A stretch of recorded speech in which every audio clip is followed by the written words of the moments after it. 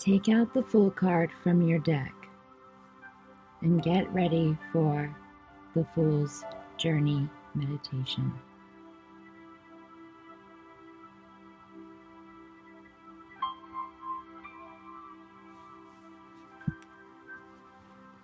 Let's take 3 deep breaths and ground ourselves by keeping our feet firmly attached to the ground.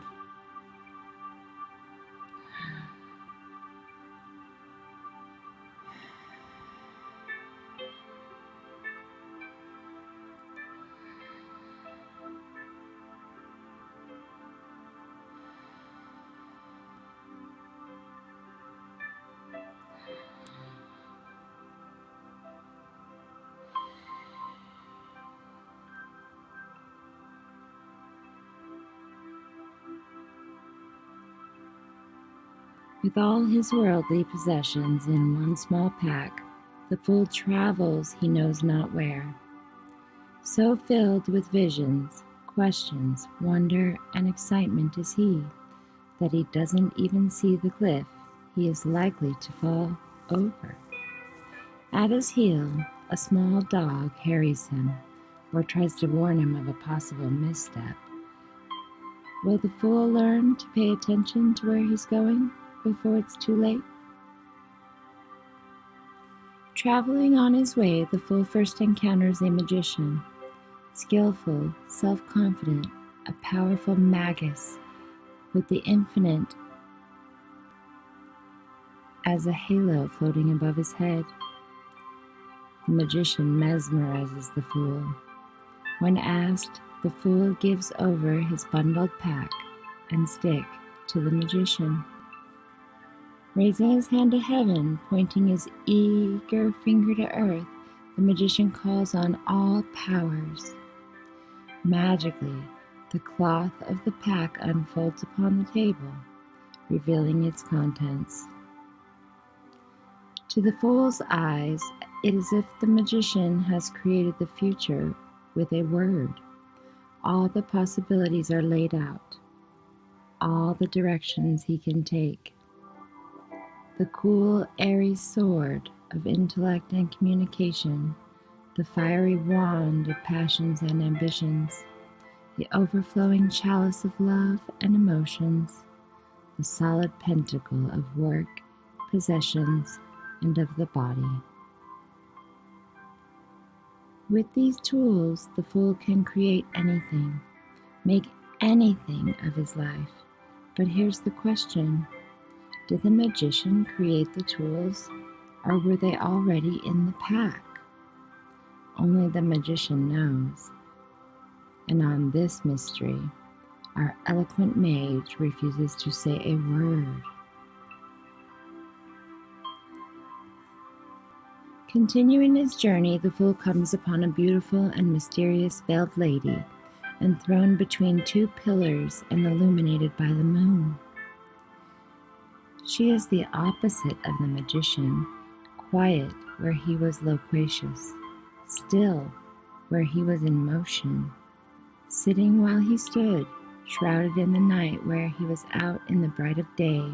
Sensing that she is a great seer, the Fool lays out his sword, chalice, staff, and pentacle before her. The magician showed me these, but now I'm in a quandary. There are so many things I could do with them, I can't decide. The high priestess doesn't speak. Instead, she hands him a pair of ancient scrolls. Seating himself at her feet, the Fool puts his decision-making on hold and reads by the light of her crescent moon. I do not know any of this, says the Fool. The scrolls, like a secret manual, have given him insight into his new tools. This information helps me to narrow things down, but I am still afraid of making a wrong choice. The words come to him then, not from without, but from within. What do your instincts tell you? The Fool reflects on that, and that's when he knows what he should do. Decision made, He rises to leave, even though he suspects that the high priestess has more secrets she could reveal to him, like what lies behind the pomegranate curtain. Right now, however, he is focused and ready to be on his way. Thanking the high priestess, he heads off, but as he leaves, he hears that inner voice, rising like the waters which spring and flow from beneath her throne. We'll meet again when you are ready to travel the most secret path of all. Having decided what he will create with his tools, the Fool strides forward, impatient to make his future a full-grown reality. This is when he comes upon the Empress, her hair gold as wheat, wearing a crown of stars and a white gown dotted with pomegranates. She rests back on her throne, surrounded by an abundance of grain and a lush garden. Is it possible that she's pregnant?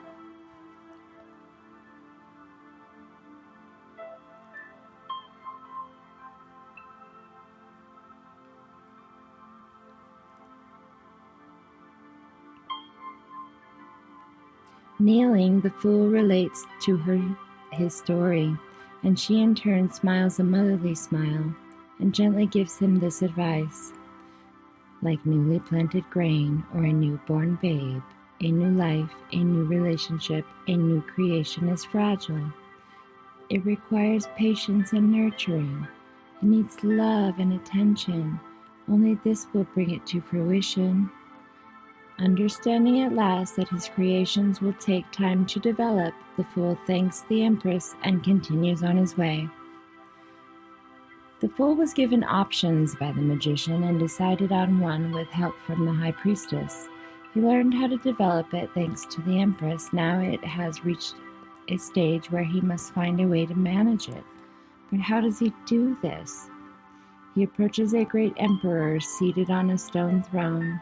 The Fool is amazed by the way the emperor is instantly, eagerly obeyed in every particular, at how well his empire is run and organized. Respectfully, he asks the emperor how it is he is to do this, and the emperor answers, strong will and a solid foundation of laws and order. It's all very well, he explains to the Fool, to be imaginative, creative, instinctual, patient, but to control one must be alert, brave, and aggressive. Ready now to lead and direct rather than to be led, the Fool heads out with new purpose. Having created a solid foundation on which to build his future, the Fool is struck with a sudden fear. What if everything he's worked for is taken away, is stolen or lost or destroyed or vanishes? Or what if what he's created isn't good enough? In a panic, he heads into a temple where he finds the Hierophant, a wise and holy man. Acolytes kneel before the man, ready to hear and pass on his teachings. The Fool tells the Hierophant his fears and asks how he can be free of them. There are two ways, says the Hierophant sagely. Either give up that which you fear to lose so it no longer holds any power over you, or consider what you will still have if your fear comes to pass. After all, the Hierophant continues, if you did lose all you'd built, you would still keep the experience and knowledge that you've gained up to this point, wouldn't you? That is true, the Fool says, but what about the community, society, and friends I've discovered thanks to what I've created? More than knowledge and experience, I value them. If I lost all, I'd lose them too, wouldn't I? Not necessarily, the Hierophant answers with a warm glow in his compassionate eyes. If your community has traditions that you all share, ethics and beliefs, then you will never lose the fellowship, even if circumstances force you to part. You can even pass such on to your children, giving them the same fellowship with each other and with past generations. Hearing this, the Fool feels his heart ease, as if knots of fear have been loosened. A sense of peace blankets him, and he takes a moment to thank the good Hierophant most profoundly. Stepping out of the sanctuary, he makes his way to a meeting with his friends. Tonight they will talk about how they can create lessons and traditions to preserve not only their experience and knowledge, but also their community. The Fool comes to a crossroad filled with energy, confidence, and purpose, knowing exactly where he wants to go and what he wants to do. But he then comes to a dead stop. A flowering tree marks the path he wants to take and the one he's been planning on taking. But standing before a fruit tree, marking the other path, is a beautiful woman. The Fool has met and had relationships with women before, some far more beautiful and alluring though, but she is different. Seeing her, he feels as though he's just been shot by the Cupid arrow. That's how shocking, how painful is his recognition of her. As he speaks with her, the feeling intensifies, like finding a missing part of himself. It is clear that she feels the same way about him. They finish each other's sentences, think the same thoughts, as if an angel above had introduced their souls to each other. Though it was his pain to follow the path of the flowering tree, and though it will cause some trouble, he is going to bring this woman with him. The Fool knows he dare not leave her behind. Like the fruit tree, she will fulfill him. No matter how divergent from his original intent, she is his future. He chooses her, and together they head down a whole new road.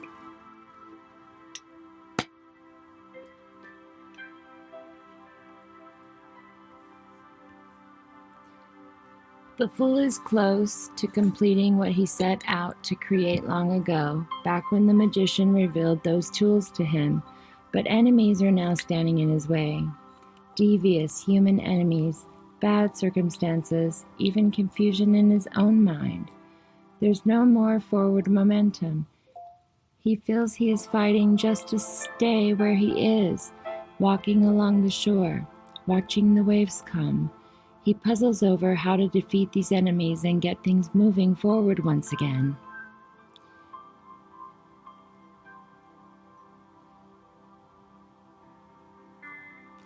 It is here that he comes across a charioteer, standing in his gold and silver chariot, his black and white steeds at rest. "You seem a victorious warrior," the Fool remarks. "I feel beset by my enemies, unable to move forward. What should I do?" "Well," says the chariot, "first you must armor yourself." The charioteer strikes the chariot and then his breastplate with a gauntlet fist, making both ring out. "Next you must focus on your goal. Where do you mean to go? What do you mean to do?" The warrior nods to his beasts. "Your steeds keep the wheels turning, but it is your control and direction of them that gets them to their destination. Dark and light, they must be made to draw in harmony under your guidance." The Fool nods. "That makes sense. What if someone or something gets in your way?" The charioteer coolly meets the Fool's gaze. "You run them down. Your aim is victory, and to be victorious, you must have unwavering confidence in your cause. Never question, never doubt what you're trying to achieve. Never lose your focus or your motivation." The Fool is impressed and inspired. He thinks he now knows how to get past all the distractions and setbacks that have been keeping him trapped in place, like a riptide in the ocean. He thanks the warrior, but before he leaves, the warrior says to the Fool, "One thing more you should keep in mind," he says. "Victory is not the end, it is the beginning. Remember that before you decide to enter into any contest."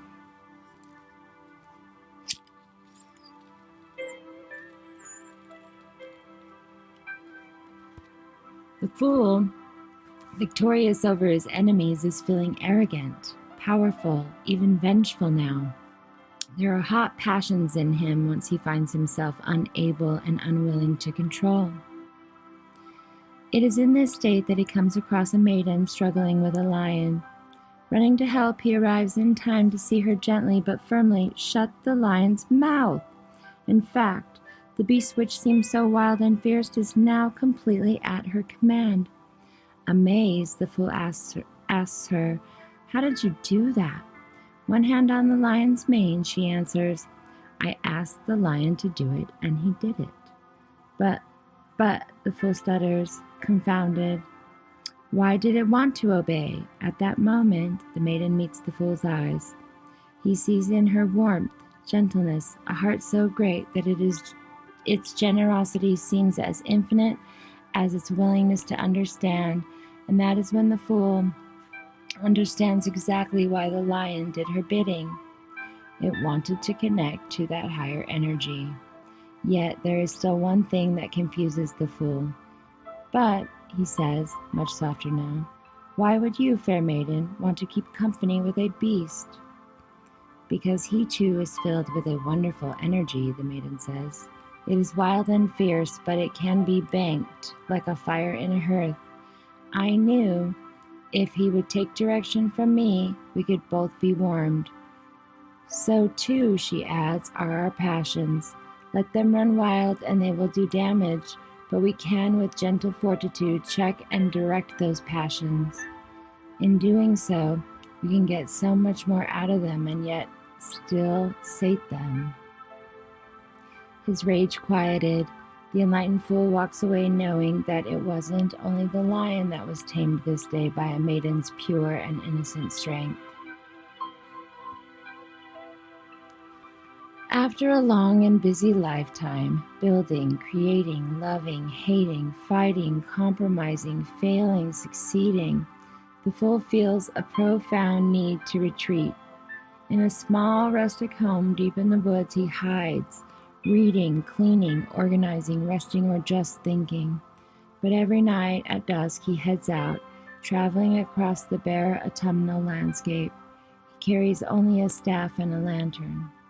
It is during these restless walks from dusk till dawn, peering at and examining whatever takes his fancy, that he sees things he's missed during his lifetime. His lantern illuminates animals and insects that only come out at night, flowers and plants that only bloom by the moon or the starlight. As these secret corners of the world are illuminated and explored by him, he feels that he is also illuminating hidden areas of his mind. In a way, he has become the fool again. As in the beginning, he goes wherever his inspiration leads him. Back then, however, his staff rested on his shoulder, carrying unseen his pack. The fool was like the pack, wrapped up, unknown.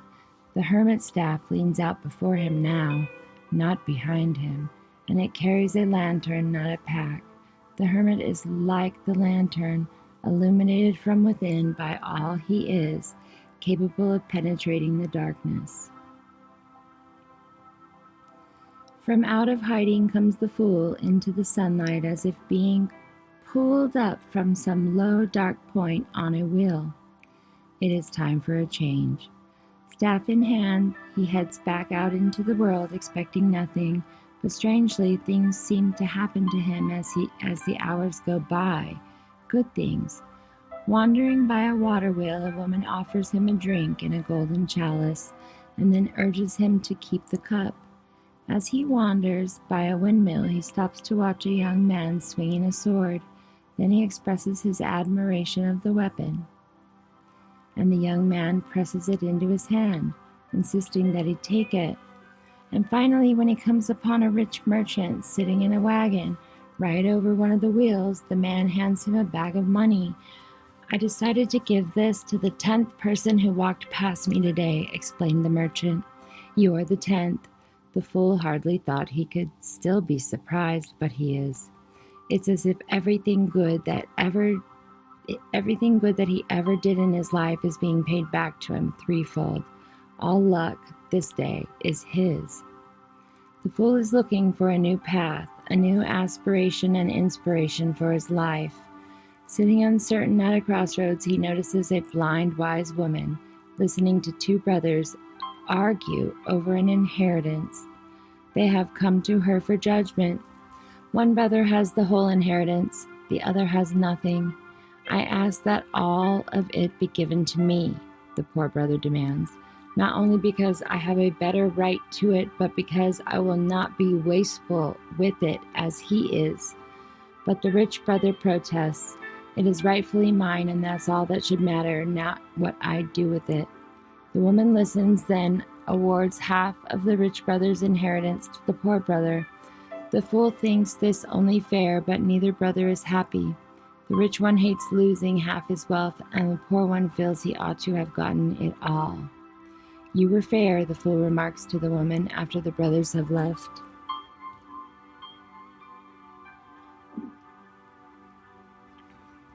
Yes, I was, she answered plainly. With only half the inheritance, the rich one will stop being so wasteful, and the poor one will have as much as he does. Even though they cannot see it, this decision was good for both. The fool thinks on this and realizes that he has spent his life achieving worldly ambitions and physical goods while leaving his spiritual self to starve. He ought to have given half his time and energy to his spiritual self, but he didn't. It's no wonder that he feels unbalanced. Thanking the woman, he heads out to restore equilibrium to his inner scales. The fool settles beneath a tree, intent on finding his spiritual self. There he stays for 9 days without eating, barely moving. People pass by him, animals, clouds, the wind, the rain, the stars, the sun and the moon.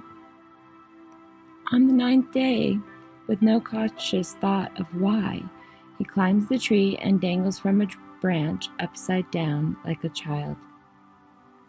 For a moment he surrenders all that he is, wants, knows, or cares about. Coins fall from his pocket, and as he gazes down on them, seeing them not as money, but only as round bits of metal, it seems to him that his perspective of the world has completely changed, as if, in his inverted position, he has been allowed to dangle between the mundane world and the spiritual world, able to see both. It is a dazzling moment, dreamlike yet crystal clear. Timeless as this moment of clarity seems, he realizes that it will not last. Very soon he must right himself, but when he does, things will be different. He will have to act on what he's learned. For now, however, he just hangs, weightless, as if underwater, observing, absorbing, seeing everything. Having left the tree from where he hung, the fool moves carefully through the fallow field, head still clearing from visions. The air is cold and wintry, the trees bare. He knows he has started on his spiritual journey in earnest, but feels strangely empty and profoundly sad, as if he has lost something.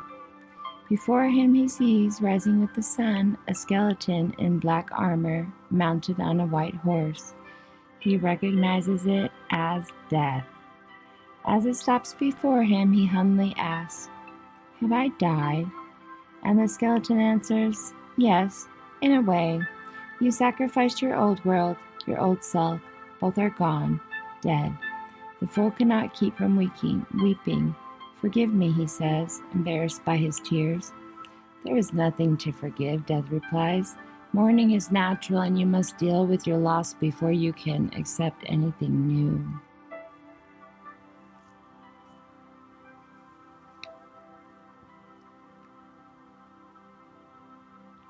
Keep in mind, however, that old leaves must wither and fly away from a tree's branches, leaving them bare before new green leaves can appear.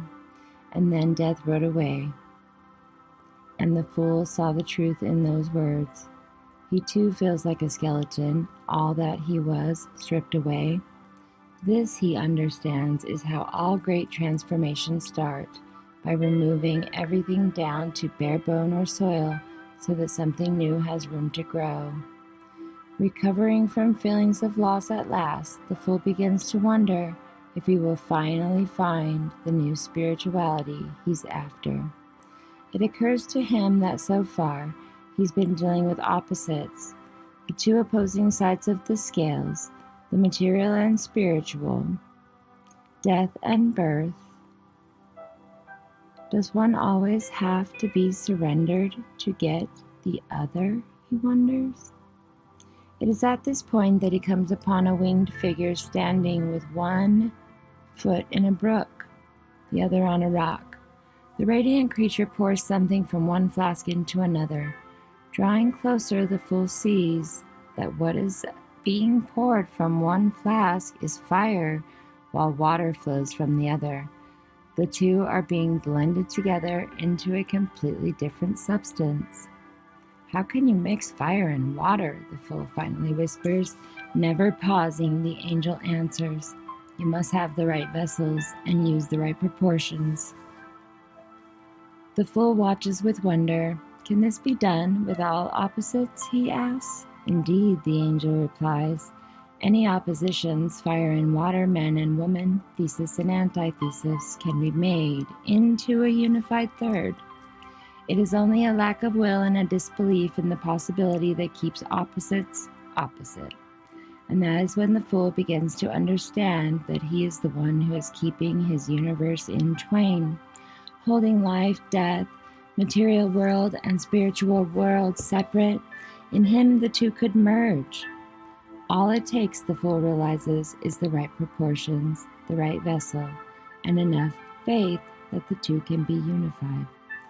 The fool comes to the foot of an enormous black mountain where reigns a creature half goat, half god.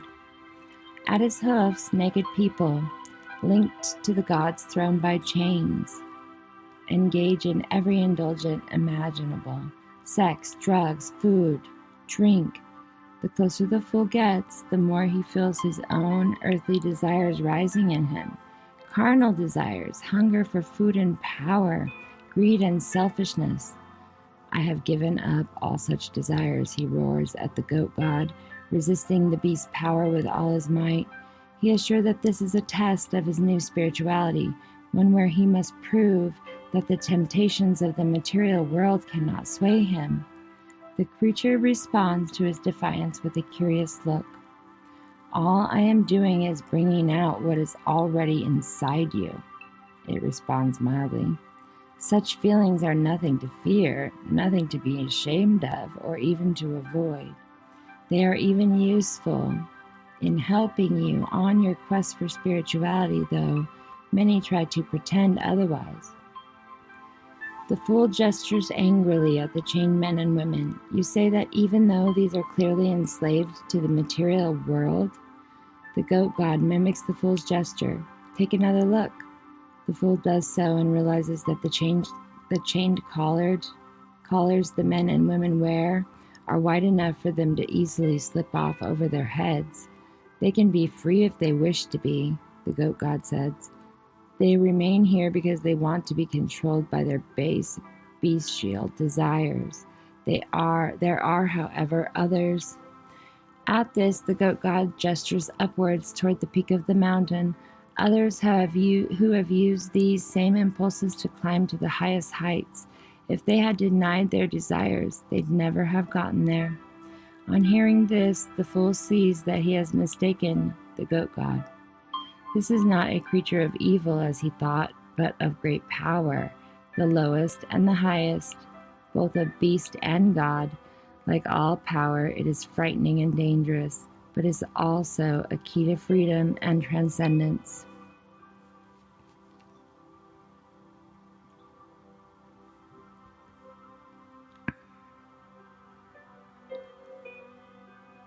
As the fool leaves the throne of the goat god, he comes upon a tower. Fantastic, magnificent, and familiar. In fact, the fool himself helped build this tower back when the most important thing to him was making his mark on the world and proving himself better than other men. Inside the tower at the top, arrogant men still live, convinced of their rightness. Seeing the tower again, the fool feels as if lightning has just flashed across his mind. He thought he left that old self behind when he started on this spiritual journey, but he realizes now that he hasn't. He's been seeing himself like the tower, like the men inside, as alone and singular and superior, when in fact he is no such thing. So captured is he by the shock of this insight that he opens his mouth and releases a shout. And to his astonishment and terror, a bolt of actual lightning slashes down from the heavens, striking the tower and sending his residents leaping out into the waters below. In a moment, it is over. The tower is rubble, only rocks remaining. Stunned and shaken to the core, the fool experiences profound fear and disbelief, but also a strange clarity of vision, as if his inner eye has finally opened. He tore down his resistance to change and sacrifice, then came to terms with death. He learned about moderation and synthesis and about power. But here and now he has done what was hardest. He destroyed the lies of his life. What's left are the foundations of truth. On this, he can rebuild himself.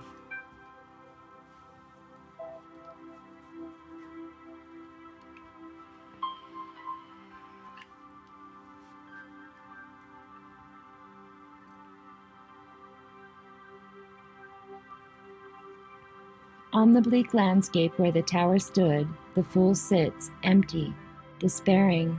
He hoped to find direction on his spiritual journey, a path to a spiritual self, but having just learned that most of his life was a lie, he now feels lost. Sitting on the cold stones, he gazes up at the night sky, wishing for some kind of guide, and that is when he notices nearby a beautiful girl with 2 water urns. As he watches, she kneels by a pool of water illuminated with reflected starlight. She empties the urns, one into the pool, one onto the thirsty ground. "What are you doing?" he asks her. She looks up at him, her eyes twinkling like stars. "I am refilling this pool so that those who are thirsty may drink, and I am also watering the earth so that more fruit trees will grow to feed those who are hungry." She nods back to a single fruit tree that stands nearby, a nightingale singing amidst its branches. "Come," she invites, "sate your hunger and quench your thirst." The fool plucks some fruit from the tree, then kneels by her and drinks from the pool. The water tastes wonderful, like liquid starlight, and the fruit is equally delicious. Both help to heal his wounded heart. Having quenched his thirst and sated his hunger, the fool lays back to gaze up at the stars. "They're so beautiful," he said, "but so distant." "Like possible futures," agrees the girl. "Cool and distant, yet if you keep one in sight, it can guide you to your destination, no matter how far away it is." Even as she says this, she began to fade away like dew, vanishing. All that remains is a gleam that was at the center of her forehead. This rises up and up until it settles in the night sky as a shining star. "Follow your star," the woman's voice seems to sing from that light, "and have hope."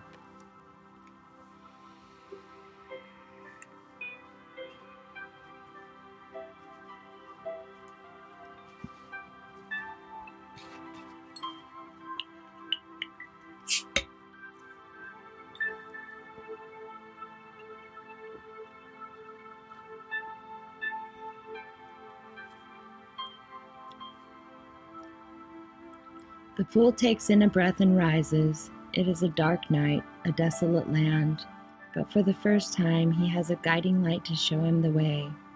Distant as it is, it restores his faith. Following the star, the fool travels through the night.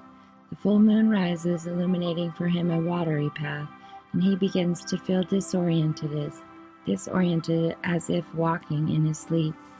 He passes under the moon between 2 pillars, ancient and strange. Suddenly he looks around to find himself in another land entirely.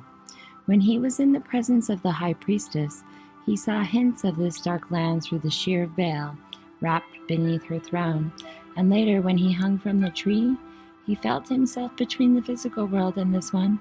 Now he has at last passed behind the veil. Here are the mysteries he sought, the darkest mysteries, ones that have to do with the most primal and ancient powers. It is a land poets, artists, musicians, and madmans know well. A terrifying, alluring place with very different rules. Wolves run wild across this land, hunting alongside maidens with bows and arrows. Creatures from childhood nightmares and fantasies peer from shadows, eyes glowing. The path of the fool was walking is now a river, and he stands hip-deep in the powerful pool of his salty waters. There is, on the nearby shore, a small boat, but it has no rudder and no oars. The fool realizes he has only two choices. He can lose himself in this desolate primal land of madness and illusion. How would the wolves be hunted down, or he can get into the boat and trust himself to the river. The moon will be in control either way, but in the boat, his surrender to the powers of the unconscious will at least take him somewhere. Inspiration, visions, and genius are the rewards of such surrender to the moon's magic, as artists, poets, and seers know. The fool gets into the boat and shoves off. As the waters sweep him away, moonbeams light his path, and he feels the mistress of his dark land gazing down at him with the high priestess's approving eyes. The fool wakes at dawn from his long dark night of the soul to find that the river has deposited him in a serene pool. There is a walled garden around this pond, dominated by roses, lilies, and splendid nodding sunflowers. Stepping ashore, he watches the sunrise overhead. The day is clear. A child's laughter attracts his attention, and he sees a little boy ride a small white pony into the garden. "Come," says the little boy, leaping off the horse and running up to him. "Come see." And the child proceeds to take the fool's hand and enthusiastically point out all manner of things. The busy insects in the grass, the seeds and petals on the sunflowers, the way the light sparkles on the pond. He asks questions of the fool, simple but profound questions like, why is the sky blue? He sings songs and plays games with the fool. At one point, the fool stops, blinking up at the sun so large and golden overhead, and he finds himself smiling, wider and brighter than he has in a very long time. He has been tested and tried, confused and scared, dismayed and amazed, but this is the first time that he has been simply and purely happy. His mind feels illuminated, his soul light and bright as a sunbeam, and it's all thanks to this child with his simple questions, games, and songs. This boy has helped the fool see the world and himself anew. "Who are you?" the fool asks the child at last. The child smiles at this and seems to shine, and then he grows brighter and brighter until he turns into pure sunlight. "I'm you," the boy's voice says throughout the garden, "the new you." And as the words fill the fool with warmth and energy, he comes to realize that this garden, the sun above, the child, all exist within inside him. He has just met his own inner light. As the fool leaves the garden of the sun, he feels that he is near the end of his journey, ready to take a final step, but something is keeping him from doing this, holding him back. He gazes up, hoping to find guidance from the sun, but instead he sees above him a fiery angel, beautiful and terrible. "You are right," the angelic figure confirms. "You have only one last step on your journey, one final step to completion. But you cannot take that step until you lay your past to rest." The fool is perturbed. "Lay it to rest? I thought I'd left it behind, all of it." "There is no way to leave the past behind," the angel observes. "Each step wears down the shoe just a bit, and so shapes the next step you take, and the next, and the next. Your past is always under your feet. You cannot hide from it, run from it, or rid yourself of it. but you can call it up and come to terms with it. Are you willing to do that? The angel's hands the fool a small trumpet. The fool is hesitant, but he knows that the angel is right. There are certain memories he has a hard time looking back on, as they make him feel guilty, ashamed, and sometimes even angry. He knows that he's never come to terms with what happened, and he must if he wants to make that final transition. He blows the trumpet, and it cracks open the earth.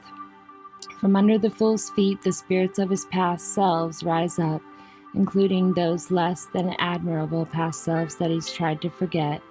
For the first time, he faces them. They are, he sees, nothing to fear. They were him once upon a time, but not now.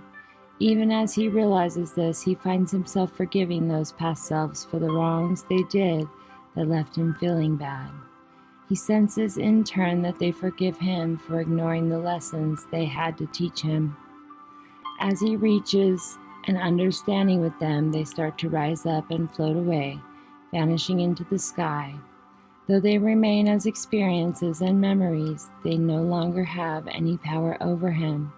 He is free of ill feelings, reborn, and living in the present.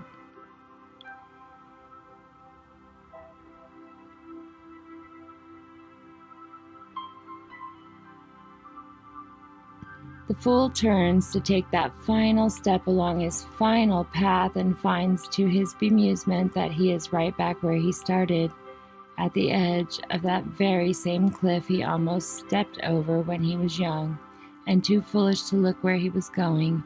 But now he sees his position very differently. He thought he could separate body and mind, learn all about one, then leave it to learn about the other. But in the end, it is all about the self, mind and body, past and future, the individual and the world, all one, including the fool and the mystic, who are both doorways to the secrets of the universe. With a knowing smile, the fool takes that final step right off of the cliff and soars higher and higher until the whole of the world is his to see. And there he dances, surrounded by a yoni of stars, at one with the universe, ending in a sense where he began, beginning again at the end. The world turns, and the fool's journey is complete.